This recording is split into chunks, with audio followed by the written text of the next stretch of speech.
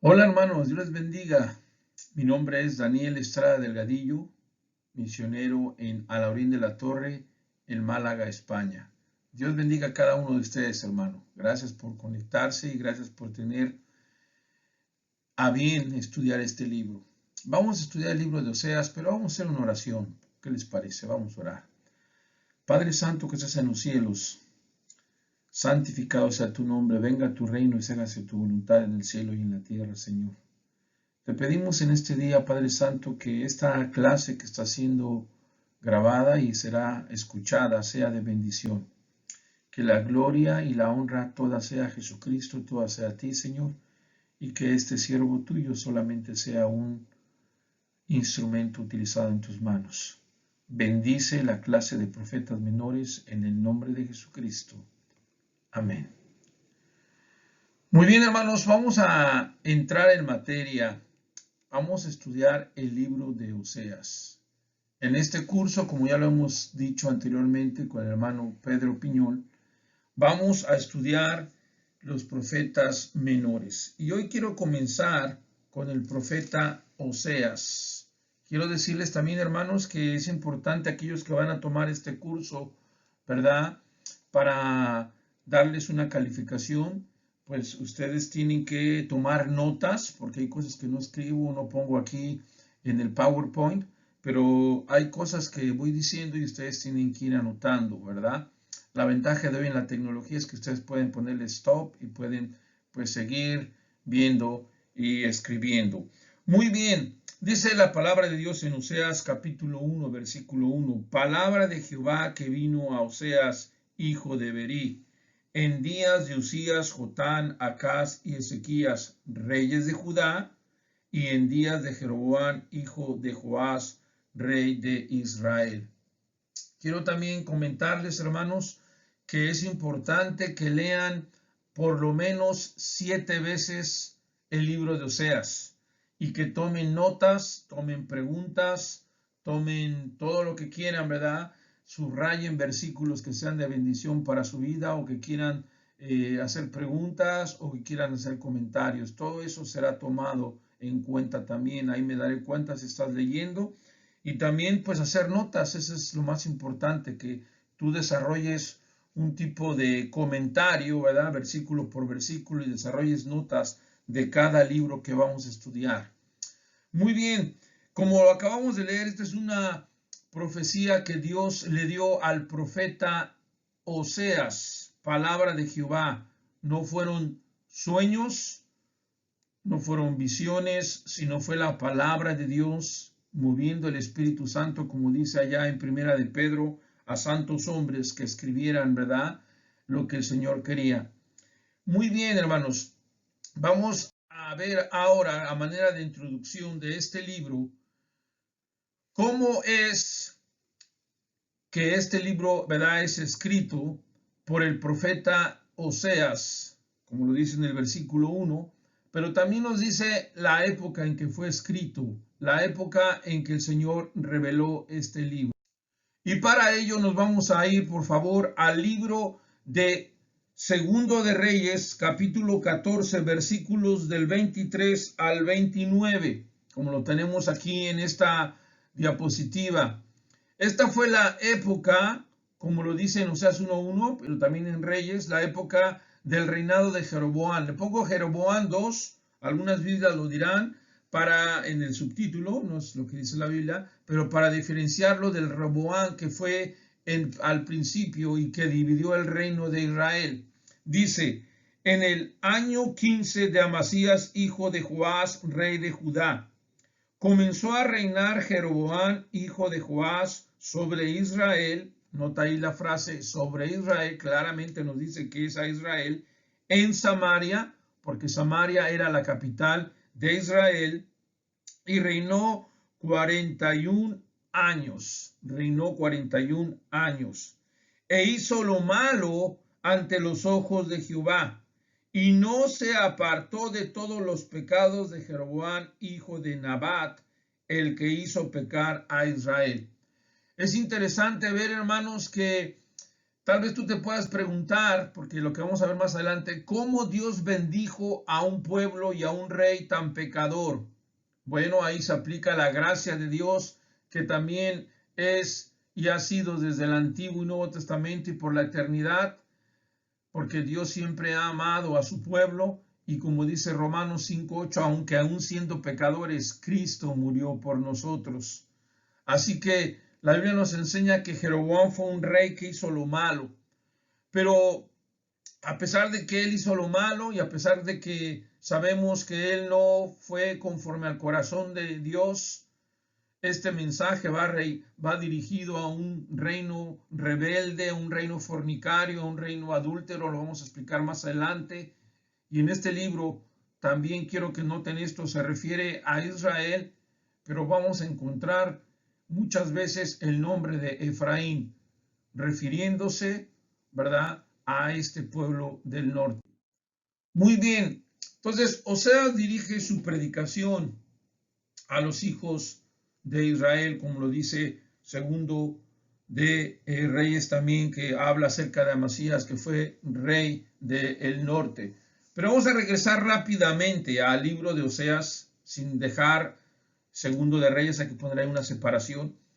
Y en Oseas también podemos encontrar claramente que este mensaje va al reino de Israel. Vean en Oseas 3:1 como dice, en la mitad del versículo dice, como el amor de Jehová para con los hijos de Israel.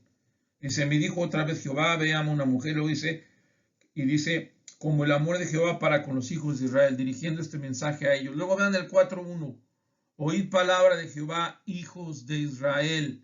5:1, sacerdotes, oíd esto y estad atentos, casa de Israel. Y luego vean, por ejemplo, también, como les apunto ahí, el 8:14 dice, olvidó pues Israel a su hacedor y edificó templos. Y todos los versículos que ponemos, que están en esta diapositiva, mencionan Israel o mencionan Samaria o mencionan en este caso al reino del norte que se refiere a Israel. Eso fue como nos explica claramente que el mensaje de Oseas fue pensando y dirigido a los hijos de Israel, al reino del norte. Bueno, pues vamos a continuar y ahora vamos a ver, como te dije, que en el libro de Oseas, y lo vamos a explicar más ampliamente a medida que entremos en el libro, Dios lo llama o se refiere al pueblo de Israel como Efraín. Efraín es mencionado varias veces, ¿verdad? Refiriéndose a Israel, el pueblo del norte. Ve en el capítulo 6, versículo 4, dice, ¿qué haré a ti, Efraín? 6:10, en la casa de Israel he visto inmundicia, allí, refiriéndose al mismo lugar, fornicó Efraín. 7:1, mientras curaba yo a Israel, se descubrió la iniquidad de Efraín, refiriéndose al mismo pueblo. 7:8, Efraín se ha mezclado con los demás pueblos, y nuevamente dice, Efraín fue torta no volteada. Capítulo 8, capítulo 8, versículo 11. No vamos a ver todos, pero voy a leer algunos. Porque multiplicó Efraín altares para pecar y tuvo altares para pecar. Y todos los versículos que están ahí escritos, chécalos como los hermanos de Berea, y hablan, ¿verdad?, acerca de Efraín. Hablaremos más acerca de esto, pero Efraín se refiere al pueblo de Israel, pueblo del norte. Acuérdate que Efraín fue uno de los hijos, si no mal recuerdo, de José. Como te decía, la palabra de Dios nos enseña en Génesis capítulo 41, versículos 50 al 52, que a José le nacieron dos hijos. Uno de ellos se llamó Manasés, versículo 51, porque Dios me hizo olvidar todo mi trabajo. Y del 52, Génesis 41, 52 dice, y llamó el nombre del segundo Efraín, porque dijo, Dios me hizo fructificar en tierra de mi aflicción. Es interesante los significados de cada nombre. Aún el nombre de Efraín significa fructificar. Y déjame decirte que esta época en la cual el profeta Oseas está hablándole al reino del norte, están viviendo una época de opulencia, una época fructífera, una época en la cual hay mucha bendición de parte de Dios. Y por eso concluyo diciendo lo siguiente. La Biblia en este libro nos enseña que en esos días, cuando Oseas profetizó, había mucha prosperidad económica en muchos sentidos, social, político, como ya lo mencioné, económico. Un escritor, no recuerdo su nombre, lo leí en un libro en inglés, pero bueno, dice, donde hay opulencia económica, hay decadencia espiritual.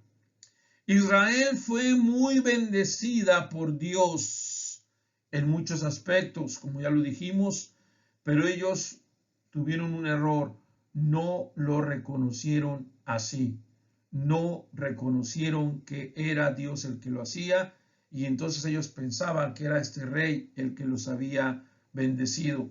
Quiero solamente darte aquí, y toma nota de esto, un pasaje que dice en Oseas, para mí Oseas 4:6 es el pasaje central de todo este libro, Oseas 4:6, que dice, mi pueblo fue destruido porque le faltó conocimiento. Por tanto, desechaste el conocimiento, yo te echaré del sacerdocio, y porque olvidaste la ley de tu Dios, también yo me olvidaré de tus hijos. Pero la clave está en esto, hermanos. Mi pueblo fue destruido. La palabra destruido significa arruinado, terminado, porque la salvación no se pierde, pero tu vida puede ser arruinada, terminada, devastada. Dice, porque le faltó conocimiento de Dios. ¿Cuántos de nosotros podemos tener mucho dinero, podemos tener muchas posesiones, pero nos falta el conocimiento de Dios? Nos falta tener ese temor de Dios, nos falta tener lo más importante, conocer a Dios. Y conocer a Dios significa teóricamente y prácticamente. Cuando tú sabes que Dios es amor y tú amas a otra persona, entonces tú verdaderamente estás conociendo a Dios y has conocido a Dios. Como ya lo dije, hermanos, falta de conocimiento fue lo que llevó a Israel a una decadencia espiritual, Oseas 4:6. Pero voy a darte otros versículos que hablan de lo mismo. Ve conmigo, por ejemplo, a el capítulo 2, versículo 8, dice, y ella no reconoció que yo le daba el trigo, le faltaba conocimiento. Y luego podemos ir al 4:1, al final dice, porque no hay verdad ni misericordia ni conocimiento de Dios en la tierra. A Israel le faltaba conocimiento. Y luego también en el capítulo 5, versículo 15, andaré y volveré a mi lugar hasta que reconozcan su pecado y busquen mi rostro, en su angustia me buscarán. ¿Por qué? Porque no conocían al Señor, ¿verdad? Andaban desviados. Oseas 6:6, porque misericordia quiero y no sacrificio, y conocimiento de Dios, eso es lo que Dios quiere, y conocimiento de Dios más que holocaustos. 7:9, devoraron extraños su fuerza y él no lo supo. 7:9 de Oseas, devoraron extraños su fuerza y él no lo supo, y aún canas le han cubierto y él no lo supo. 7:11, Efraín fue como paloma incauta, sin conocimiento, llamarán a Egipto, acudirán a Siria. Así que vemos una y otra vez versículos que hablan acerca de que a Israel le faltó conocimiento. En el 8:14, olvidó pues Israel a su hacedor.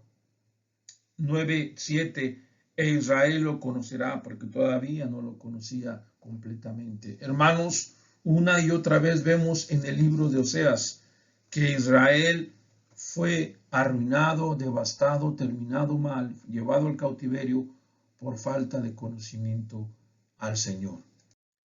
Pero continuando con Segundo de Reyes, capítulo 14, versículo 23.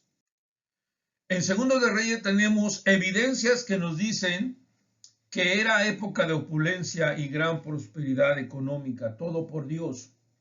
Vemos en el versículo 23 que dice que Jeroboam, hermanos, reinó por 41 años. Esto nos habla un periodo largo, lo cual quiere decir a veces, ¿verdad?, que hay prosperidad, que va bien y que por eso dura uno y uno más.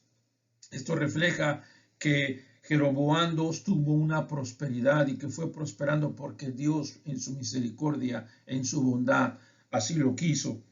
Y también vean lo que dice el versículo 25. Él, refiriéndose al rey, restauró los límites de Israel desde la entrada de Hamat, o sea, se refiere a la parte del norte, hasta el mar de Araba, hacia el sur, conforme a la palabra de Jehová, conforme a la palabra de Jehová, Dios de Israel. Toda esta bendición fue conforme a la palabra de Jehová, es decir, Dios los bendijo, Dios les dio todo esto a pesar de su pecado, la cual él había hablado por su siervo Jonás, hijo de Amitai, profeta que fue de Gat-Efer. Nos habla aquí y refiere aquí hasta Jonás, ¿verdad? Otro profeta que vamos a estudiar. Y luego vean, versículo 26, porque Jehová miró la muy amarga aflicción de Israel, que no había siervo ni libre ni quien diese ayuda a Israel. Es decir, fue porque Dios quiso y porque Dios extendió su mano para bendecir a este pueblo. Podemos ver entonces, hermanos, un largo periodo de tiempo, límites expandidos otra vez hacia el norte, hacia el sur, recordando las épocas de opulencia también de Salomón, pero fue porque Jehová miró la muy amarga aflicción de Israel. Fue por amor de Dios, fue porque Dios quiso a Israel que le quiso bendecir. Y así Israel, al mando de Jeroboam II, pudieron extender y restaurar sus límites de Israel. Y esto era porque Dios les amaba. Crecía como nación y crecía sus, ¿verdad?, en muchos ámbitos económico, político y social. Después vean lo que dice el versículo 26 al final. Entonces, que no había siervo ni libre ni quien diese ayuda a Israel. En este caso fue Dios. Y Jehová no había determinado raer el nombre de Israel de debajo del cielo. Por tanto, lo salvó por la mano de Jeroboam, hijo de Joás. Hermanos, a veces no entendemos los planes de Dios, pero Dios estaba tratando con su pueblo. Así que podemos decir, como dice el versículo 28, que Él restituyó ese dominio desde Damasco a Hamat, y todo esto políticamente y territorialmente Israel iba aumentando y prosperando porque Dios así lo quería, pero lo triste es que ellos no lo reconocían. También podemos hablar en el versículo 28 que dice, los demás hechos de Jeroboam y todo lo que hizo y su valentía, fue un hombre de guerra, un hombre valeroso, y todas las guerras que hizo, y claro, todas esas guerras que Dios le dio victoria y por eso se expandió, nos hablan, dice, y cómo restituyó, en versículo 28, y cómo restituyó el dominio de Israel a Damasco y Hamat, que habían pertenecido a Judá. ¿No está escrito en el libro de las crónicas de los reyes de Israel? Así que podemos concluir, Israel vivía épocas de opulencia, lo cual le traían una decadencia espiritual. Así que vamos a continuar y vamos a estudiar algunas palabras, o quiero que anoten estas palabras que vamos a ir viendo y que son palabras muy importantes. La palabra de Oseas, que está en el primer capítulo, versículo 1, palabra de Jehová que vino a Oseas. ¿Qué significa Oseas? Vamos a ver, y también a través de este estudio veremos qué significa fornicación, que se repite muchas veces, pero hay que marcar la diferencia entre fornicación y adulterio. Y también Jezreel, una palabra del primer hijo de Oseas y Gomer, y después su segunda hija, Lo-Ruami y Lo-Ami. Estaremos estudiando estas palabras. Muy bien. Primeramente quiero decirles que la palabra Oseas, ¿verdad?, significa salvación. Encontramos aquí anoto en esta diapositiva, 4 veces diferentes refiriéndose a otras personas con el mismo nombre. Josué, aquel que fue uno de los 2 espías y que fue el sucesor de Moisés, también se llamaba Josué, que tiene la misma raíz de Josiah en inglés, pero también como en hebreo, Oseas, Josiah, Joshua, ¿verdad? Y después también tenemos en Segundo de Reyes 15:30 a un último rey de Israel. Después también ahora al profeta Oseas en Oseas 1:1. Y en Crónicas tenemos a uno de los jefes que estuvieron bajo la autoridad o el reino de David.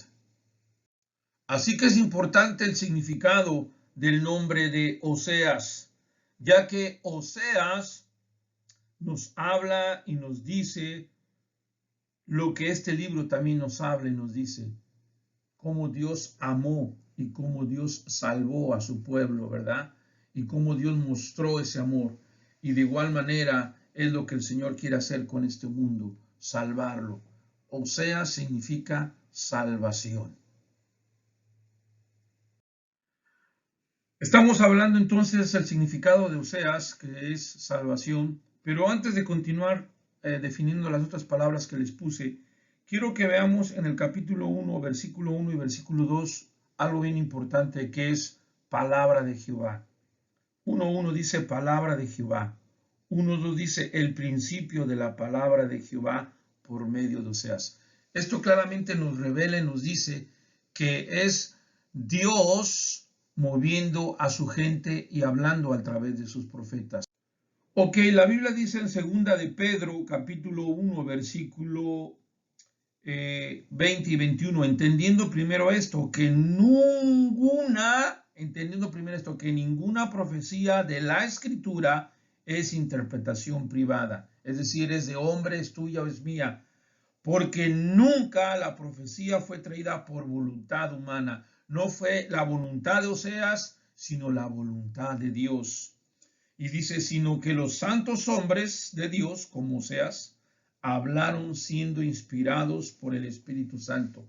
Aquí la palabra inspirados también se puede traducir como movidos, como cuando pones un barquito de corcho o de madera o de papel en un río y ese barquito se va a dejar llevar por el agua y por esa corriente que lleva ese río. De igual manera, sí, los hombres fueron movidos, inspirados por el aliento de Dios, por lo que Dios quiso decir.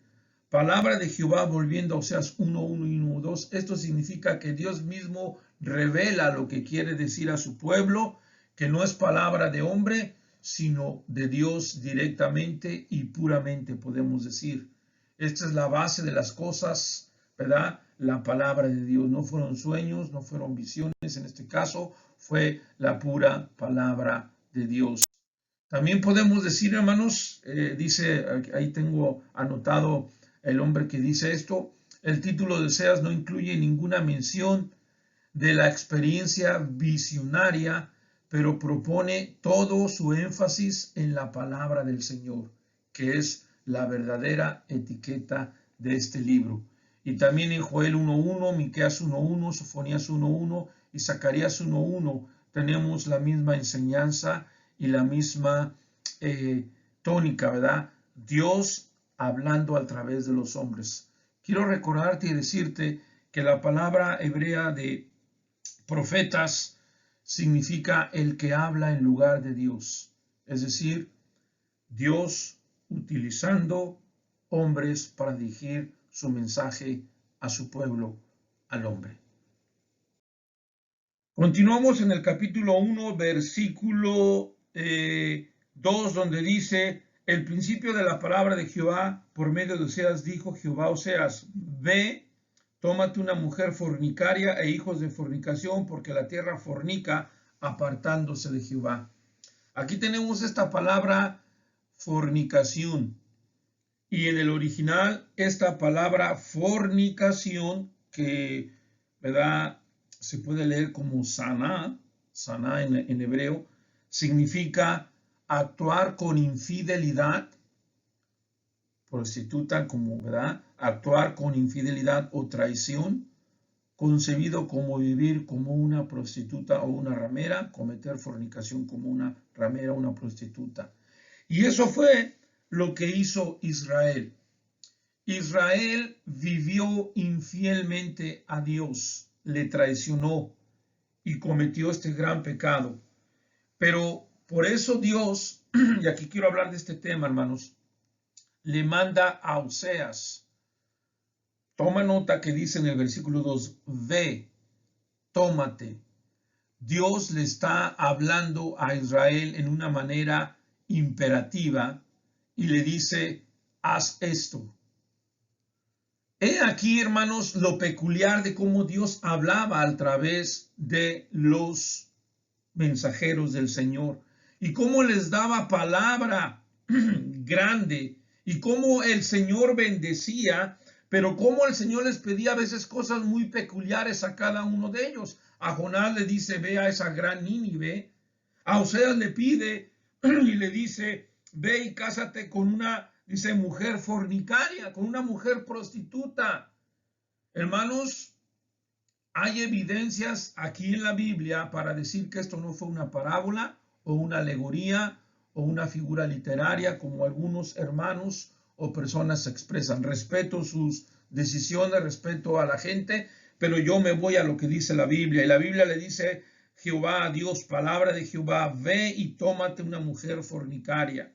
Y después en el versículo 3 dice, fue pues y tomó a Gomer. Hermanos, si fuera una parábola no diera nombre, está dando un nombre y luego también da su descendencia, hija de Diblaim, la cual concibió y le dio a luz un hijo. Y también nos habla de sus hijos y nos dice sus nombres, versículo 4. Y dijo Jehová, ponle su nombre Jezreel, el primero fue un varón. Y después más adelante tuvo otra, una mujer, le dijo, llámale Loruama, y luego tuvo otra, y llámale Loami. Así que vemos, hermanos, claramente que esto no es una parábola, pero tampoco esto es para que tú digas o malinterpretes, pues si Oseas se casó con una prostituta, yo me puedo casar. No, hermano, simplemente esto revela y enseña lo que dice el 3:1.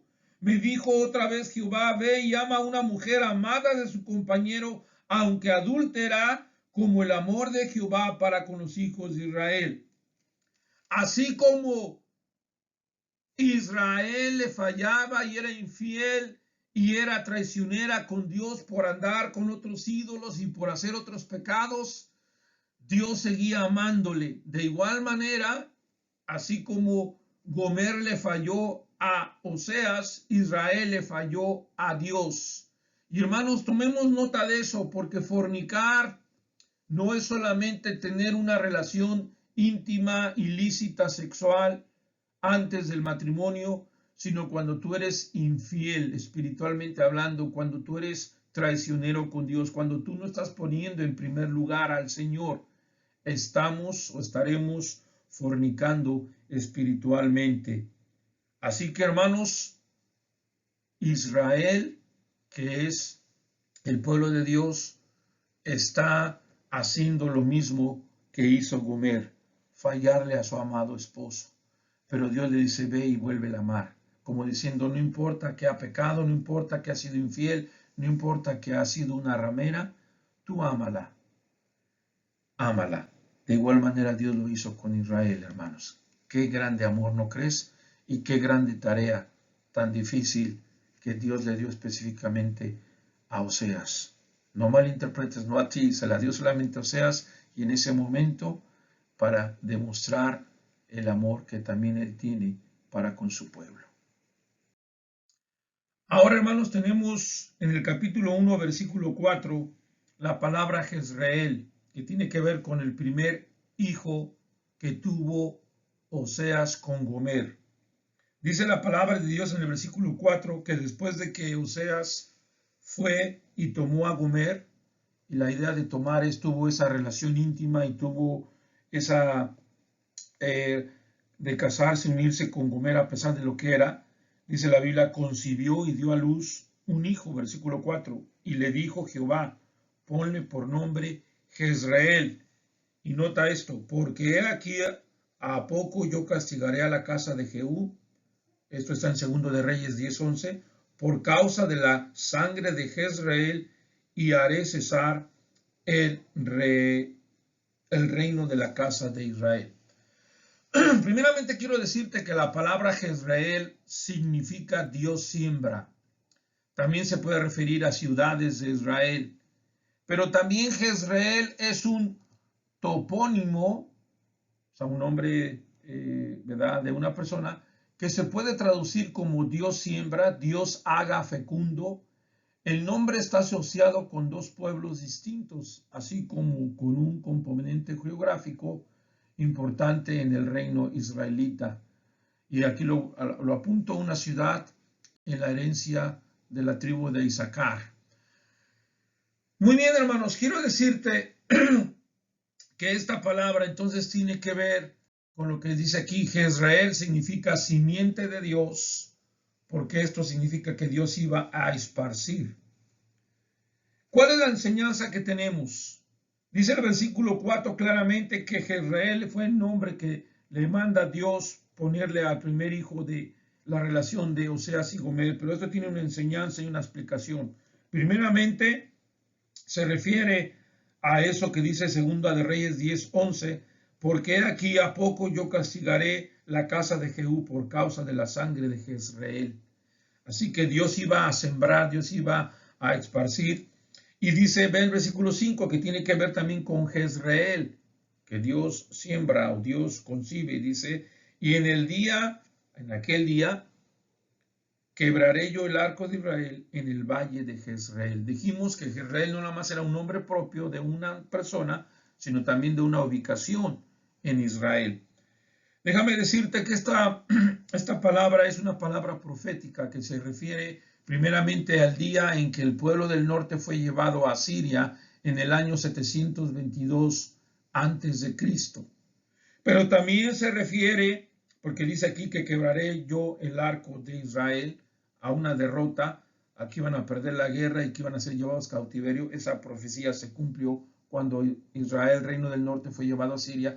Pero también tiene una connotación. Acuérdate que las profecías pueden tener dos connotaciones, aplicaciones, y la otra es cuando venga el día del Señor, ¿verdad? Cuando venga el Señor y venga por nosotros, cuando ese día que Él va a traer paz y va a quebrantar, ¿verdad?, toda esa guerra. Y como dice aquí la palabra de Dios, en aquel día, hablando en el futuro, ¿verdad? También vean el versículo 11 a la última parte, porque el día de Jezreel será grande, el día que Jehová siembre paz, el día que Jehová venga por segunda vez, será un día grandioso, será un día hermosísimo. Y estos versículos tienen que ver con la segunda venida de Cristo, un día que será grande, como lo dice Joel y como lo dicen otros libros, Sofonías, que los vamos a estudiar más adelante.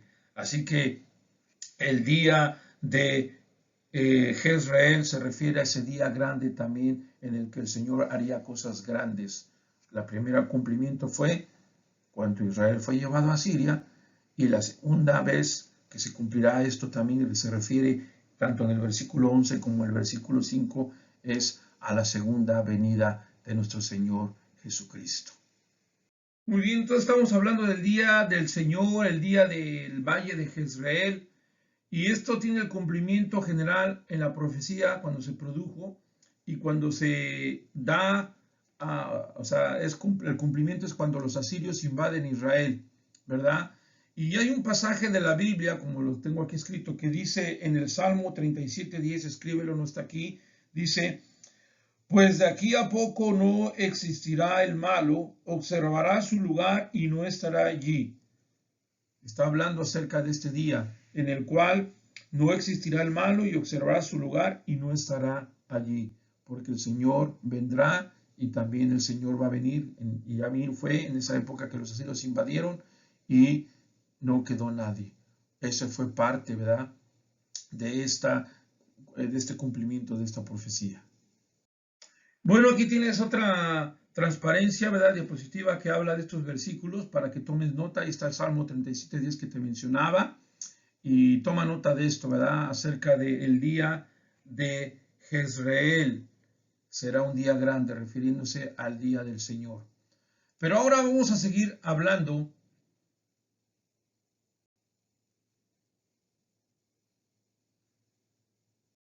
Si te decía, vamos a seguir hablando de los significados que teníamos. En el capítulo 1, versículo 6 dice, concibió ella otra vez y dio a luz una hija y le dijo Dios, ponle por nombre Lo-ruhama, porque no me compadeceré más de la casa de Israel, sino que los quitaré del todo. Aquí está hablando acerca de ese juicio, de ese día también de Jezreel, que iba a venir sobre su pueblo por su pecado. No me compadeceré. Significa el segundo nombre de la hija de Oseas y Gomer, Lo-ruhama. Así que Dios, como es Dios grande en misericordia, pero es lento para la ira, y vendría un juicio sobre Israel. Pero ve lo que dice el versículo 7. Mas de la casa de Judá tendré misericordia y los salvaré por Jehová su Dios, y no los salvaré con arco, ni con espada, ni con batalla, ni con caballos, ni jinetes. Después de haber destetado a Lo-ruhama, concibió y dio a luz un hijo. Ahora seguiremos hablando de eso. Pero vemos en el versículo 7 y 8, hermanos, que empezamos aquí un tema que habla mucho el libro de Oseas, la bondad y el amor de Dios. Cómo Dios prosperó a Israel aún siendo pecador. Cómo Dios bendijo a Israel aún siendo todo lo malo. Y aun cuando le decía no me voy a compadecer, al final el Señor volvía a compadecerse de su pueblo. Dice la palabra de Dios en el 7, más en la casa de Judá tendré misericordia. Recuerda, hermanos, por ejemplo, que de 20 o 21 reyes de Israel todos hicieron lo malo y 6 o 7 del reino del sur sí hicieron lo bueno. ¿A qué me refiero con esto? A que por eso Israel, reino del norte, fue llevado primero al cautiverio y Dios ya no se compadeció de ellos por su pecado. Pero de Judá dijo, tendré misericordia. Los aguantó un tiempo más antes de llevarlos a Babilonia. Pero vamos a continuar, y esto nos habla nuevamente del amor y lo grande que es nuestro Señor. Y vamos a ver ahora del otro nombre que dijo, y dijo Dios, pone el nombre Lo-ami, porque dice, vosotros no sois mi pueblo, ni yo seré vuestro Dios. Hablando acerca, dice Dios, basta, hasta aquí llegué.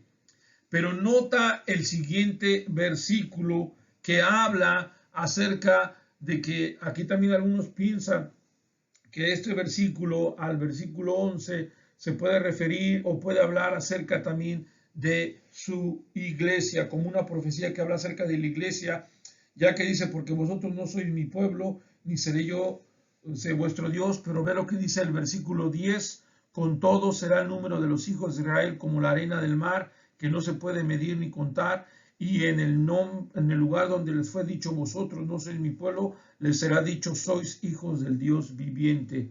Y podemos poner Romanos 9:26, cuando la Biblia habla, Pablo, acerca de ese olivo silvestre, de ese olivo injertado, ¿verdad? Ya que en este caso el olivo original, que era Israel, dejó de producir, Dios lo hace a un lado y injerta. Y eso puede ser en la vida real, ¿verdad? En los olivos se pueden injertar de otras partes. En este caso se injertó al pueblo judío, a la iglesia, para que seamos luz y para que llevemos las buenas nuevas. Pero ve lo que dice el versículo 10, lo que nos habla. Esto, bueno, el 7 ya lo había mencionado, y aquí está el amor de Dios hacia Judá y cómo la luz de la gracia de Dios brilla a través de la pesadumbre del juicio inminente. Pero puedes anotar esto. Pero vamos a continuar ahora en el versículo 10 y podemos decir lo siguiente, con todo, dice el versículo 10, es decir, con todo lo malo, con todo lo feo, con todo lo vil, con todo lo rebelde, Dios continúa amando y siendo misericordioso con su pueblo. Y nota una cosa, hermanos, yo creo que aquí cuando dice la Biblia, será el número de los hijos de Israel como la arena del mar, que no se puede medir ni contar, no se puede medir ni contar, así es el amor de Dios. Así es la bondad de Dios. No se puede medir ni contar. Dios es grande. No podemos comparar su amor con el amor de un hombre. Y dice, en el lugar donde le fue dicho, vosotros no sois mi pueblo, mío, les será dicho, sois hijos del Dios viviente. Y por eso podemos pensar que aquí se refiere a ese higo silvestre que fue injertado y que habla en Romanos capítulo 9. Eso nos habla del amor de Dios también que tiene para con nosotros. Aunque somos gentiles y pecadores, Cristo nos amó y Cristo dio su vida por el mundo y también por su iglesia. Y para que nosotros, aquellos que creemos, ¿verdad? Y venimos a ser parte de una iglesia, podamos predicar de su evangelio. Y quiero continuar diciendo que es muy notable que el Señor declaró que algún día Él, ¿verdad? Como dices en esta transparencia, a pesar de la desesperación del reino del norte, los israelitas volvieron a ser como la arena, ¿verdad? De la orilla del mar. Y bueno, vean lo que tengo ahí subrayado. El título divino, Dios viviente, se usó en Josué 3:10 en referencia al Todopoderoso, ¿verdad? De la presencia del Señor con Israel durante la conquista de la tierra. Así que nos habla de ese Dios viviente, de ese Dios que hace maravillas. Nuestro Dios está vivo, hermanos. Nuestro Dios es grande y por eso el día de Jezreel será grande. Y podemos... Así que concluimos este capítulo en el versículo 11. Estamos hablando del amor de Dios. Con todo eso, ¿verdad? El Señor sigue amando, un amor que no se puede medir ni contar, como lo tuvo con Israel. Pero dice el versículo 11 para concluir. Qué conclusión tan hermosa. Y aquí podemos ver una de esas primeras profecías de Jesucristo. Cristo en los profetas menores. Porque dice, el día de Jezreel será grande, refiriéndose al día de la segunda venida de Jesucristo. Pero vean una profecía importante. Y se congregarán, futuro, los hijos de Judá y de Israel, cuando todos estemos, en este caso estén unidos, y nombrarán un solo jefe. ¿Quién creen que se refiere este? Yo creo que a Jesucristo. Y subirán de la tierra, porque el día de Jezreel será grande.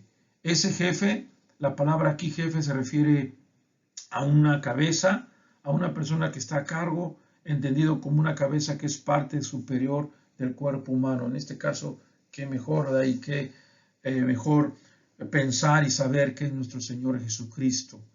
Será bajo un líder, en este caso, como dices aquí el 37:22, ese gobernador davídico, que sabemos que el reino de David fue heredado a nuestro Señor Jesucristo. Así que podemos ver aquí una aplicación y más bien un cumplimiento que va a ser cuando el Señor Jesucristo venga y reine por siempre y para siempre. Gloria a Dios por ese gran jefe.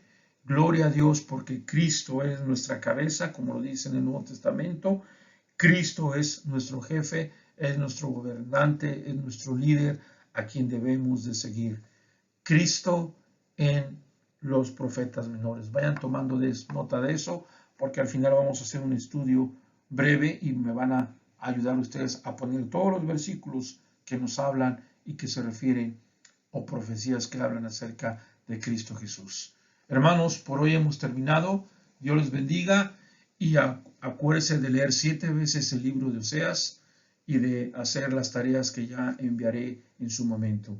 Dios me los bendiga. Saludos desde Alaurín de la Torre y bendiciones.